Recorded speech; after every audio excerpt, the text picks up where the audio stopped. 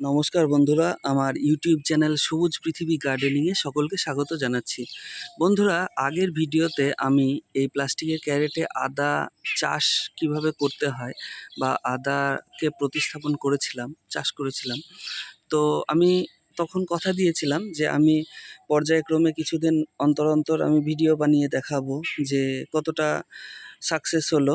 তো আমি টাইম পাইনি পরে, তো অনেক দিন পরে আমি করছি, প্রায় 1 মাস পরে।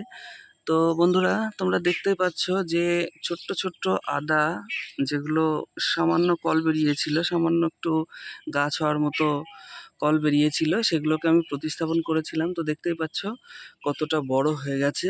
এবং এর মাঝখানে এখানে কিছু আমি লঙ্কার বীজ ফেলে দিয়েছিলাম, লঙ্কা গাছ বেরিয়েছে।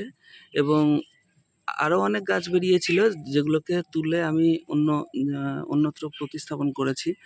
তো যাই হোক, আদা এরকম আকার ধারণ করেছে আদা গাছগুলো।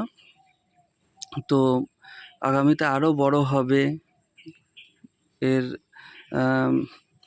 দেখা যাক কি পরিস্থিতি দাঁড়ায়। তো একে জল ছাড়া আমি আর কিছুই দিইনি। আর মাটি তো তৈরি করার সময় সারটার মানে গোবর সার, প্রাকৃতিক যে সার হয়, ভার্মি কম্পোস্ট বলো যাই বলো, সেগুলো দেয়া ছিল। তো আর নতুন করে কিছুই দিইনি, শুধুমাত্র জল দিয়ে গেছি সময় সময়। আর দেখতেই পাচ্ছ কি সুন্দর হয়েছে।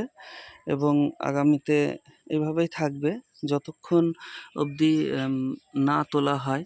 তো তোমরা দেখতে পাচ্ছ আদা মোটামুটি অনেকটাই নিয়েছে, রূপ নিয়েছে। আমি ঠিক করে দেখাতে পাচ্ছি না, ক্যামেরাতে আসছে না। এই যে দেখতে পাচ্ছ গোড়াটা, কাণ্ডটা মোটা হয়েছে, তার মানে এর ভিতরে আদা ভালোই হয়েছে। প্রত্যেকটার কাণ্ডই মোটা, তার মানে আদা হতে শুরু করেছে নিচে। এটা তো মাটির নিচে হয়, মানে এর যে শিকড় সেটাই আদার রূপ নেয়। প্রত্যেকটাই আস্তে আস্তে পরিপূর্ণ আদার রূপ নিতে শুরু করেছে। এখনও টাইম লাগবে। যাই হোক, এখানেও দেখতে পাচ্ছ, এটা তো দেখাই যাচ্ছে, ঠিক আছে, ওই যে একটু পরিষ্কার টাইপের, সাদা টাইপের। তো দেখা যাক, এখন ধৈর্য অপেক্ষা কি হয়। প্রথমবার আমি এইভাবে আদা চাষ করছি। যাই হোক, এখন সময়ের অপেক্ষা, দেখার অপেক্ষা। যাই হোক বন্ধুরা, ভালো থাকবে, সুস্থ থাকবে। আর ভিডিওটি ভালো লাগলে অবশ্যই, চ্যানেলে নতুন হয়ে থাকলে অবশ্যই চ্যানেলটিকে সাবস্ক্রাইব করে দেবেন। আর পুরনো যে সমস্ত বন্ধুরা আছে তাদের অসংখ্য লাইক, কমেন্ট, শেয়ারের আশা রাখছি। ভালো থাকবে, সুস্থ থাকবে।